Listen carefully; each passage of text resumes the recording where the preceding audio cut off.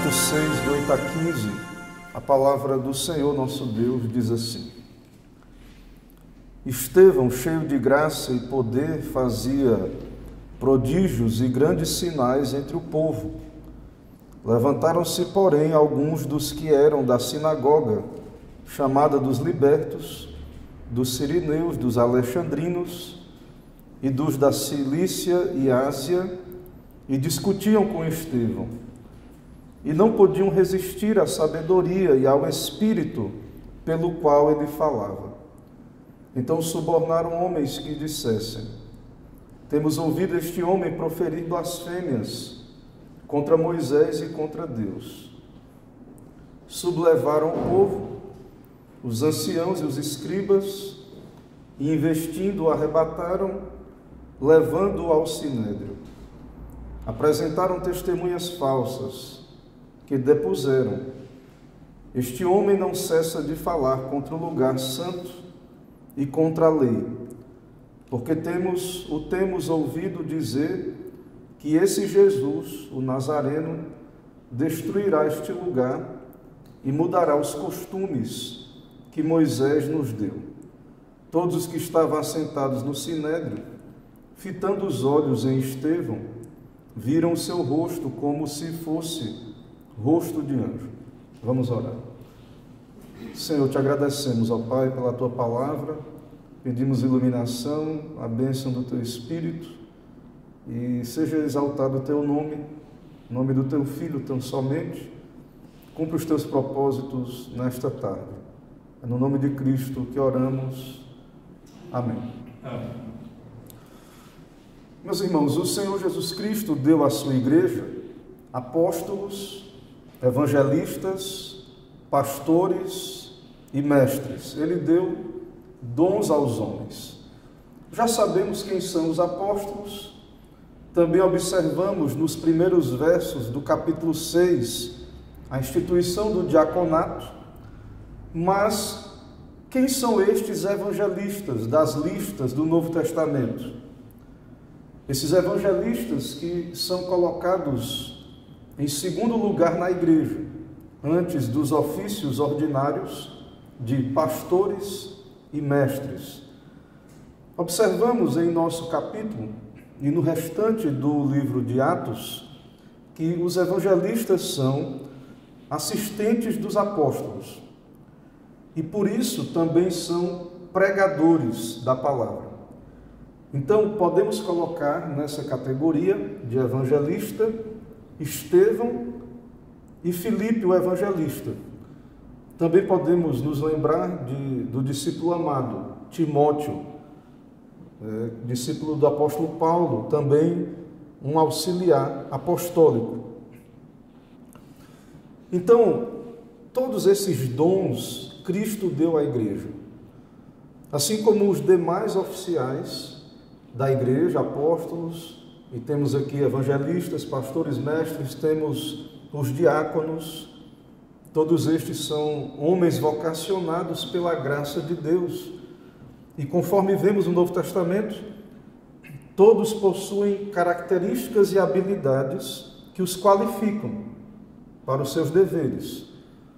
Então, nós devemos lembrar que neste período da igreja primitiva haviam oficiais extraordinários.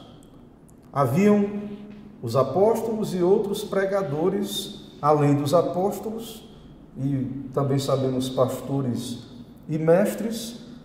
Mas uma coisa que devemos notar ao ler o Novo Testamento é que a pregação da palavra é sempre associada a esses ofícios no Novo Testamento. Então, diante do que vamos considerar nesta tarde, eu peço aos irmãos que retirem das suas mentes o conceito moderno de evangelista e olhem para o conceito nos dado na revelação.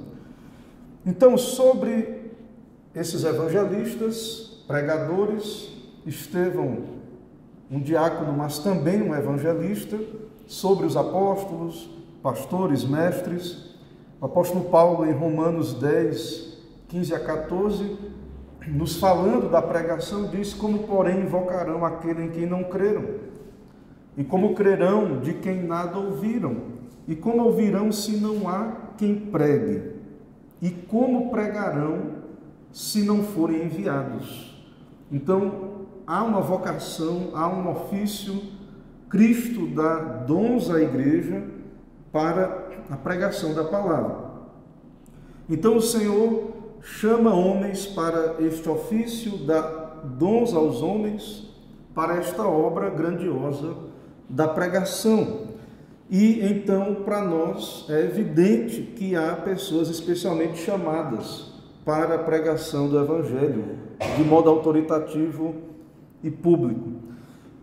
Os apóstolos, claro, são os primeiros da lista. Os apóstolos, que são instrumentos da revelação, foram usados para escriturar a Bíblia. Nós observamos no livro de Atos que, além da pregação, antes do estabelecimento do diaconato, os apóstolos foram verdadeiros diáconos da igreja. Eles também cuidavam das questões de misericórdia, foram instrumentos usados para dons de curas e grandes milagres, e eles atendiam às necessidades da igreja. Por conta desse problema do acúmulo de atividades, a solução, guiados pelo Espírito Santo, foi o estabelecimento de diáconos na igreja. Também esses diáconos, que percebemos aqui que dentre eles haviam evangelistas, eles acumularam essas funções. Estevão, Filipe são diáconos da igreja, e também vemos à luz de todo o livro que são pregadores, são evangelistas, são auxiliares apostólicos, é isso que vemos. E todos eles, há listas de qualificações no Novo Testamento para esses oficiais. E Estevão, como diácono, já havia sido avaliado à luz dessas qualificações. Todos deveriam ser cheios do Espírito Santo, e esses dois, Estevão e Filipe, já demonstravam essas características, porque a própria igreja em assembleia os elegeu junto com os outros, formando 7 diáconos originais. Então, ao observar dentre a Irmandade homens que foram eleitos para a diaconia, a igreja acabou votando nestes homens que, pela graça de Deus, possuíam outros dons, ou, conforme vemos aqui, esse dom da pregação, esse ofício de evangelista ou auxiliar apostólico. Então, esses evangelistas, assim como os apóstolos, eles pregavam e, pela graça de Deus, operavam grandes maravilhas. E é o que você pode observar na descrição de Estevão, aí no verso 8 do nosso texto. Estevão, cheio de graça e poder, fazia prodígios. Aí veja o que o texto diz: e grandes sinais, não apenas sinais. Há uma ênfase no texto. Estevão fazia grandes sinais, grandes maravilhas. Irmãos, qual é o contexto do nosso texto? O contexto do nosso texto é o versículo 7. Consideramos o capítulo 6, a primeira parte, no domingo passado, e o nosso contexto está aí no verso 7. O contexto é: crescia a palavra de Deus em Jerusalém e se multiplicava o número dos discípulos. Inclusive, um grupo de pessoas bem difícil, os sacerdotes, haviam se convertido. Então o evangelho está progredindo. Ou seja, o contexto do nosso texto cresce a palavra de Deus. A palavra de Deus está crescendo. Apesar de toda a oposição do diabo e do mundo, a palavra de Deus está crescendo.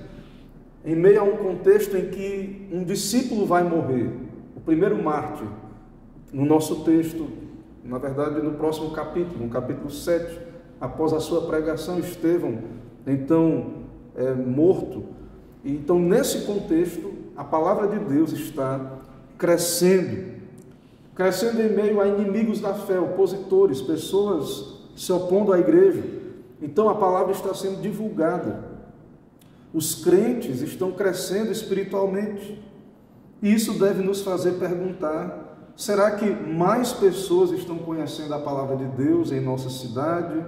E a igreja, estamos crescendo espiritualmente? Então devemos observar isso também.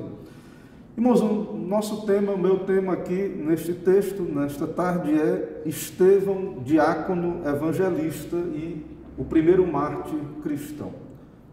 Vamos aqui argumentar 3 pontos. O primeiro ponto do nosso argumento é que há aqui uma vocação manifesta pela oposição, do verso 8 ao verso 10. Então, temos aí as características de Estevão e temos logo em seguida os seus opositores, são descritos no verso 8 e também, na verdade, no verso 9 e no verso 10 em diante temos aí a oposição. Especialmente vamos tratar do verso 8 a 10 nesse primeiro ponto. Então, irmãos, nem sempre a vocação é manifesta pelo sucesso segundo o mundo. É o que vamos ver. Estevão, então, é rejeitado, ele é morto. Estevão é um judeu helenista que se tornou cristão. O nosso texto diz que é um homem cheio de fé e do Espírito Santo, um pregador convincente às mentes e aos corações. Então, em meio ao seu exercício do diaconato, ele certamente aconselhava e pregava a palavra, e em meio a isso, as informações, a sua pregação se propagou, e isso levantou opositores. Então, além do ministério da misericórdia, também Estevão fazia várias curas grandiosas, maravilhosas. Então, Estevão é um homem abençoado em suas vocações, um homem, então, que tem as credenciais da sua vocação, mas uma delas, nós estamos argumentando, é a oposição que este homem recebeu. No verso 9 diz isso: levantaram-se, porém, alguns dos que eram da sinagoga dos libertos, e aí outros descritivos aí, possivelmente outras sinagogas, dos sirineus, dos alexandrinos, da Cilícia e da Ásia, e discutiam com Estevão. Então, qual é a dificuldade destes com Estevão? Qual o problema? Qual o motivo da perseguição? A perseguição, irmãos, aí é contra a pregação, é contra a doutrina de Estevão, não é contra os milagres, as curas, as grandes maravilhas. A oposição que veio desses judeus, da sinagoga dos libertos, foi por causa da mensagem de Cristo, das boas novas do Evangelho. Também Cristo declarou que Ele é o cumprimento da lei, várias questões da lei cerimonial se cumpriram em Cristo. Por conta disso, há questões da lei que foram abolidas em Cristo, porque foram já cumpridas em Cristo, e os judeus tinham dificuldade de aceitar estas coisas. Então, esses judeus, eles se opuseram a Estevão, mas eles estavam se opondo a Cristo, ao Rei dos Reis, que falava pela boca de Estevão, porque Estevão é um homem cheio do Espírito, ele está falando da palavra de Deus, e então é muito claro que essa oposição não é meramente contra Estevão, mas contra a palavra. Porém, no verso 10, o texto diz que não podiam resistir à sabedoria e ao Espírito pelo qual ele falava, porque não tem como, eles estavam querendo resistir ao próprio Deus, eles estavam querendo se opor ao próprio Cristo.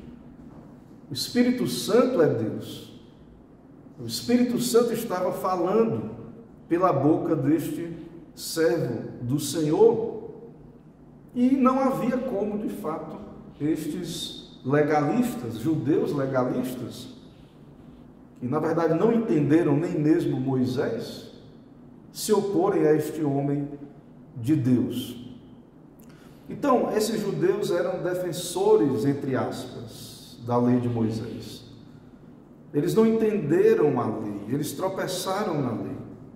O propósito da lei é Cristo, o fim da lei é Cristo, ela aponta para Cristo, ela se cumpre em Cristo. Então, aparentemente com a Bíblia na mão, porque eles tinham o Antigo Testamento, estavam defendendo uma doutrina humana, embora alegassem e fossem zelosos e quisessem matar o servo de Deus, o servo do Senhor, como que dizendo que estavam defendendo Moisés, mas não, estavam se opondo à própria palavra de Deus. E não estavam prontos para lidar com alguém verdadeiramente cheio do Espírito e da palavra. Então, isso vai ficar claro no nosso texto. Eles vão levantar falsas testemunhas, rumores, acusações, vão levar Estevão diante do tribunal, no Sinédrio, o mesmo tribunal que condenou o nosso Senhor Jesus Cristo.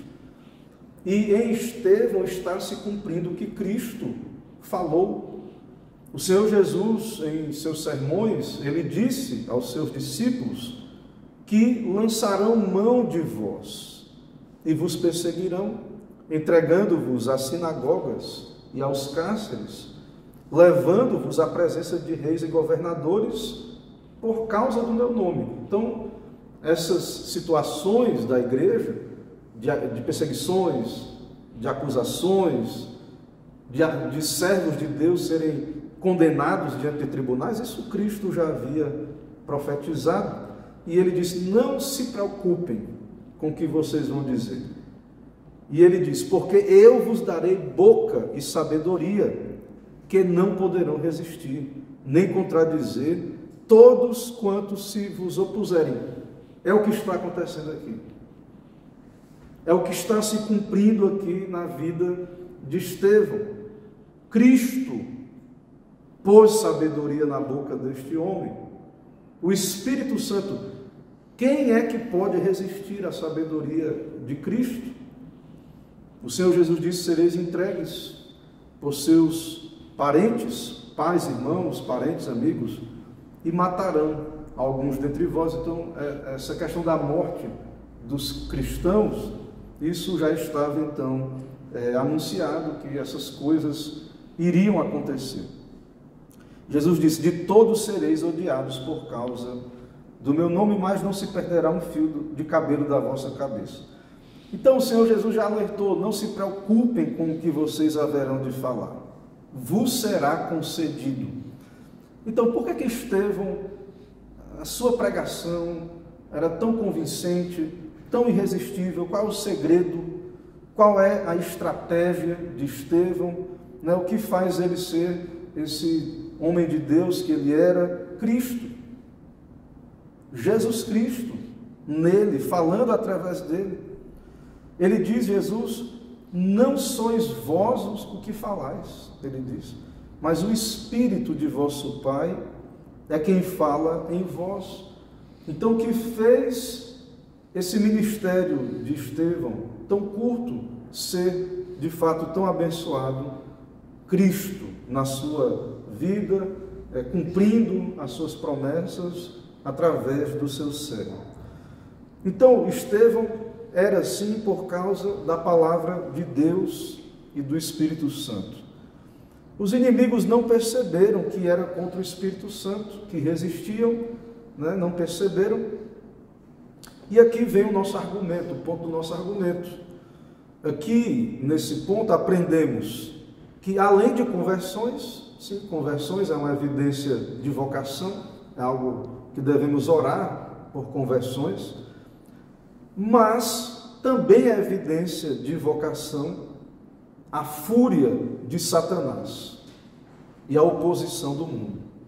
Então, tanto os pregadores, o crente também, se você for fiel na sua vocação, o diabo vai lhe odiar. O mundo vai ficar contra você, se você for fiel à sua vocação.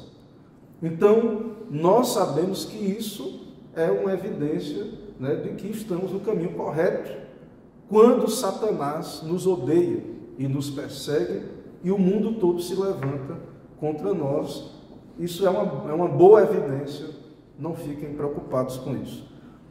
O segundo ponto que vamos ver do argumento é a prisão por um testemunho fiel deste servo de Deus. A prisão por um testemunho fiel, verso 11. Então veja o que aconteceu no verso 11.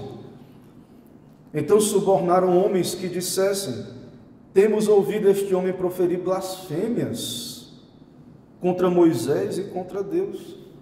Rumores são levantados contra Estevão. Opositores, pessoas foram instigadas a testemunhar contra o servo de Deus. Acusação muito grave. Esse homem é antibíblico. Esse homem, Estevão, ele está falando coisas irreverentes, blasfêmias contra a lei de Moisés. Vocês sabem que a lei de Moisés, o Pentateuco, 5 primeiros livros do Antigo Testamento, representam toda a Bíblia judaica. Eles representam toda a Bíblia. Então, falar contra Moisés é falar contra a Bíblia, porque Moisés é o fundamento do Antigo Testamento. Tudo mais depois do Pentateuco, dos 5 primeiros, é continuação e desdobramento no Antigo Testamento. Então é algo gravíssimo. Eles estão acusando Estevão de ser contra a Bíblia, contra o Evangelho, né? Se é que eles entendiam o que é o Evangelho, ou pelo menos contra a interpretação deles, judaica, né? do Antigo Testamento. E veja a sagacidade destes: eles contratam pessoas, subornam pessoas. Você vê a covardia dos inimigos, né? Muitas vezes dos inimigos, dos homens maus, dos homens ímpios, daqueles que odeiam os crentes, destes que são instrumentos do diabo. Subornaram homens que dissessem estas coisas. Por que eles não foram eles mesmos falar? Não, subornaram pessoas. Por quê? Não podendo vencer com argumentos, falsos testemunhos são encomendados com o propósito de calar o pregador. Falsos testemunhos são encomendados com o propósito de estancar o avanço da pregação. Então é muito grave a acusação, e a pena para esse tipo de acusação é pena de morte. Pena de morte. Então, blasfêmia contra a Bíblia, contra Moisés, contra a lei, blasfêmia contra o próprio Deus. E tudo isso, toda essa perseguição, irmãos, estamos argumentando, coloca Estevão como um verdadeiro mártir de Cristo e também um verdadeiro seguidor de Cristo. Infelizmente, mas isso cumpre o propósito de Deus. No verso 12, eles têm sucesso. Estevão perde o seu apoio. O verso 12 diz: sublevaram o povo. O verso 12: sublevaram o povo, os anciãos e os escribas, e, investindo, o arrebataram, levando-o ao sinédrio. Então, Estevão agora, ele é levado diante do tribunal. Verso 13 e 14, diante de um tribunal tem que haver 2 ou 3 testemunhas para condenar alguém, e essas testemunhas são apresentadas no verso 13 e 14, que diziam que este homem não cessa de falar contra o lugar santo e contra a lei, e de modo muito irreverente, aí sim os inimigos, de modo irreverente, dizendo que ele dizia que este Jesus, o Nazareno, destruirá esse lugar e mudará os costumes. Então, acusações falsas, exageradas, usando algumas informações, de fato, que possivelmente Estevão pregava e falava, distorcendo. Talvez uma referência ao que Jesus disse: vou destruir esse templo e reconstruir em 3 dias. E Jesus estava falando do corpo, que ele é o templo, a igreja também ele sendo a pedra angular desse templo, é possível também que esses opositores estivessem reagindo ao sermão profético de Jesus sobre a queda de Jerusalém no ano 70. O fato é que Jesus é o cumprimento da lei. Então, o que Estevão está falando do cumprimento da lei, da abolição de aspectos da lei, são aspectos temporários da lei que já se cumpriram. Mas Jesus disse: passará céu e terra, né, mas não passará a palavra de Deus. Tudo se cumpriu. Então, essas coisas que se cumpriram foram abolidas ali da lei, mas isso não quer dizer que a palavra de Deus falhou, qualquer coisa nesse sentido. Mas os judeus legalistas não compreenderam isso. E em terceiro lugar, o terceiro ponto do nosso argumento, e o terceiro ponto aqui, o último antes das aplicações, a face angelical testifica que este é o mensageiro do Senhor, verso 15. Vamos ver aí no verso 15, a palavra de Deus nos diz aí: todos os que estavam assentados no sinédrio, fitando os olhos em Estevão, viram seu rosto, como se fosse rosto de anjo. O Senhor concede a Estevão, diante do tribunal em que ele está, um sinal de que estão diante de uma testemunha autorizada de Cristo. Então imagine a cena: Estevão está diante do sinédrio, rodeado de inimigos, pessoas querendo a sua vida, pessoas olhando fixamente para ele, e talvez diante do tribunal olhar fixamente para a pessoa se sentir culpada, né, envergonhada ali, muita gente olhando, acusando o homem sendo rejeitado. Mas o que é que eles veem quando eles olham para Estevão? Eles viram um certo brilho emanando da face de Estevão. Eles viram o seu rosto como se fosse rosto de anjo. E onde é que você vê isso na Bíblia, em outro lugar da Bíblia? Algo semelhante, registrado no Antigo Testamento, na cena em que Moisés subiu ao monte e falou com Deus. E Moisés pede para ver a glória de Deus. Só que Deus diz: não poderás ver a minha face, porquanto homem nenhum verá a minha face e viverá. E aí Deus diz: vou te colocar aqui numa fenda da rocha, tu vai ficar nessa fenda, quando eu passar você vai ver a minha glória. Mas é como se Moisés tivesse visto pelas costas, digamos assim: tu me verás pelas costas, mas a minha face não se verá. Então Moisés teve uma visão da glória de Deus, instantânea, e agora Moisés, a sua face resplandece. Quando ele desce do monte, as pessoas olham e a face de Moisés resplandece. Isso é o reflexo da glória de Deus.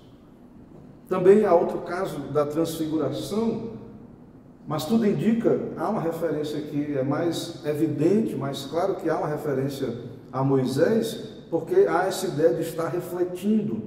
E no caso da transfiguração, uma luz, uma glória que já emanava de Cristo, de dentro, e aqui tudo indica a ideia de algo que está refletindo.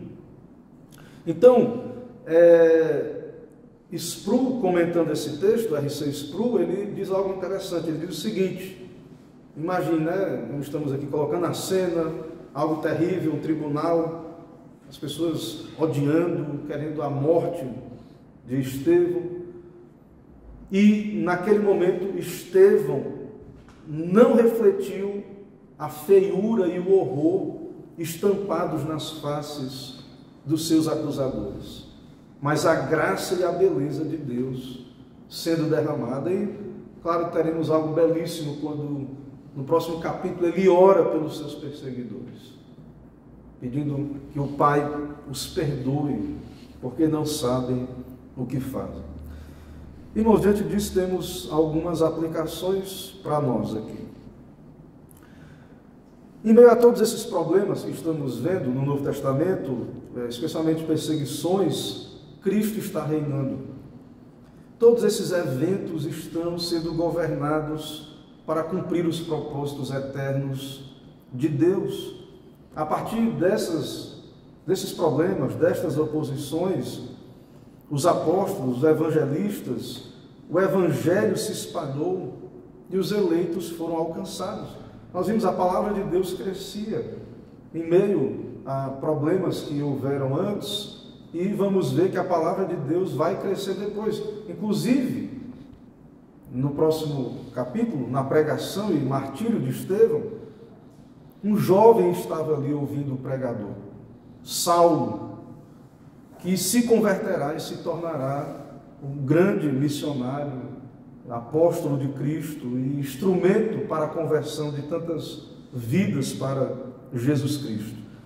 Então o plano de Deus vai se cumprir em meio a lutas, dificuldades, em meio às aparentes derrotas da igreja, perseguições, assim como Cristo venceu por meio da morte. Nós, irmãos, pela graça de Deus também vencemos, porque estamos unidos a Cristo.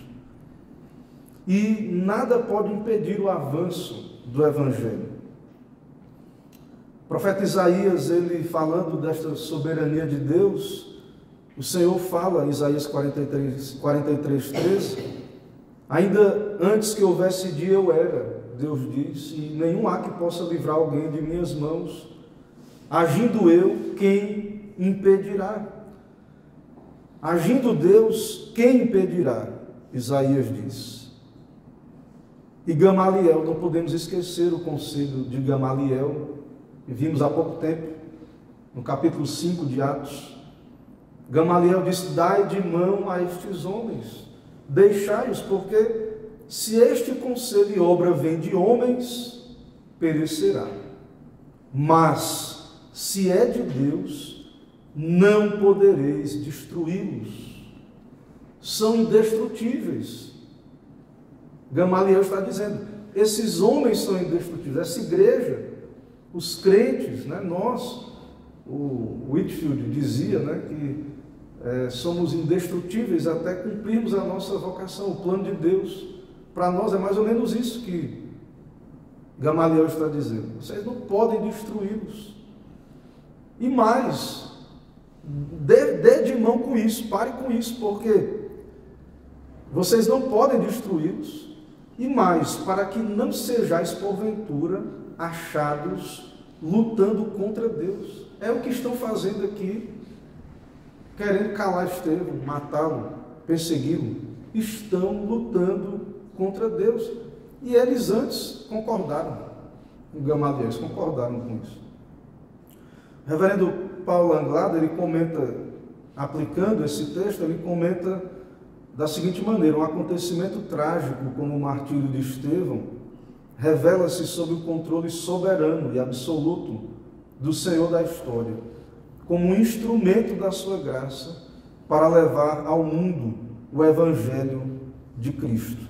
Então, irmãos, coisas maravilhosas, inimagináveis para nós, né, na nossa mente, coisas que não conseguimos imaginar, irão contribuir para o cumprimento do propósito de Deus. E a segunda e última aplicação é que também aprendemos aqui que o sofrimento tem um lugar nos planos de Deus para a vida dos seus eleitos, mesmo em meio ao fiel cumprimento de suas vocações. Então muita gente acha assim, estou servindo a Deus, estou na igreja, estou congregando, então as coisas vai dar tudo certo, não vou sofrer, não vai ter problema na minha vida, e não tem nada disso. O apóstolo Paulo, ele diz nas cartas pastorais, ali em 2 Timóteo, dizendo ao seu discípulo Timóteo, tu porém tens, 2 Timóteo 3:10 em diante, tu porém tens seguido de perto o meu ensino, procedimento, propósito, fé, longanimidade, amor, perseverança. E aí ele passa a dizer, as minhas perseguições, os meus sofrimentos, quais me aconteceram em Antioquia, Icônio e Listra, que várias perseguições tenho suportado. Plenamente fiel, cumprindo o seu ministério, obedecendo. Ele não é como Jonas, não. Deus disse: Jonas, tu vai lá pregar. E Jonas foi para o outro lado. Tinha que sofrer mesmo, né?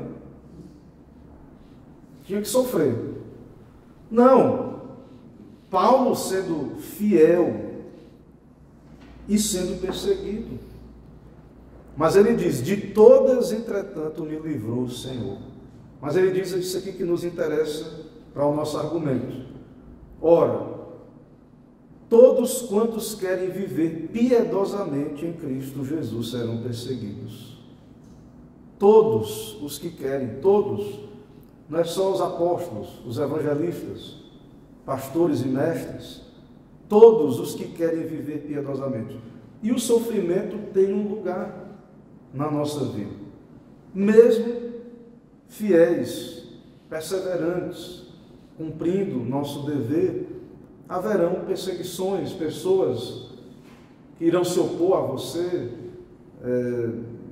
Satanás enfurecido, lhe perseguindo, usando meios para lhe destruir, e pessoas também, o mundo, contra você. Mas Paulo diz: de todas o Senhor me livrou. Há uma preservação, um cuidado. Deus cuida dos seus servos. Nós veremos Estevão sendo confortado. Ele viu Cristo no céu, à destra de Deus, e foi recebido. Então o Senhor tem os seus planos para o sofrimento dos crentes. Mas os homens perversos e impostores irão de mal a pior, enganando e sendo enganados, Paulo diz. E, para concluir, também mais uma vez, aqui citando o reverendo Paulo Anglada, ele fala desse texto, ele prega nesse texto e comenta, ele diz: o martírio de Estevão, assim como de Jesus, nos mostra que mesmo as pessoas mais fiéis, santas e sábias e piedosas, estão sujeitas à oposição. Então você pode pensar: não, se eu for fiel, se eu for uma pessoa, eu vou organizar minha vida, porque faz parte, a piedade faz parte disso. Ordenar minha vida para a glória de Deus, o meu tempo, e viver de modo santo, fazer tudo para a glória de Deus, o máximo possível. Jonathan, ele fez umas resoluções, depois pesquise, as resoluções de Edwards sobre uma vida santa, e foi despedido da igreja. Né? Botaram ele, depois ele gostou e foi trabalhar entre os índios, e completamente fiel à sua vocação. Então, não se iluda com isso. Faz parte do sofrimento. Deus tem um propósito com o sofrimento, até mesmo se esse sofrimento chegar à perseguição e à morte, Deus irá ser glorificado, e não teríamos aqui tempo para falar de tantos mártires da igreja, como Deus usou tudo isso para o avanço do seu reino. Mas temos aqui na Bíblia o caso de Estevão, grandemente usado, e certamente aqui mesmo nessa pregação, isso deve ter alimentado no mínimo a memória do apóstolo Paulo, as suas memórias. Ele sempre lembra que, e foi de fato um perseguidor da igreja, e ele estava aqui nesse contexto testemunhando da morte desse primeiro mártir cristão. Assim, irmãos, que o Senhor nos ajude a viver para a sua glória nesses dias e cumprir as nossas vocações, e também ser parte do cumprimento dos seus propósitos na vida da igreja. Assim, que o Senhor nos abençoe. Amém. Amém. Vamos ficar em pé, irmãos, para orar, fazer oração. Em seguida, impetraria a bênção e cantaremos a doxologia, Salmo 54, de 1 a 3. Santo Deus, Pai Todo-Poderoso, Deus de glória, majestade e poder, Deus Santo, Santo, Santo, agradecemos por esse dia, pela oportunidade que o Senhor nos dá de estarmos reunidos em Teu nome, congregados, usando os meios de graça, iniciando a semana na Tua presença. Abençoa todos os Teus servos, todas as famílias desta igreja, todos que têm ouvido o Evangelho através desta igreja, e pedimos, usa esta igreja para atrair outros a Cristo, aqueles que ainda não vieram a Cristo, que o Senhor use o Teu povo aqui, a pregação. Assim, dá-nos a Tua bênção, nos leva com a Tua graça, nos abençoa. É o que pedimos, oramos em nome de Jesus. Amém.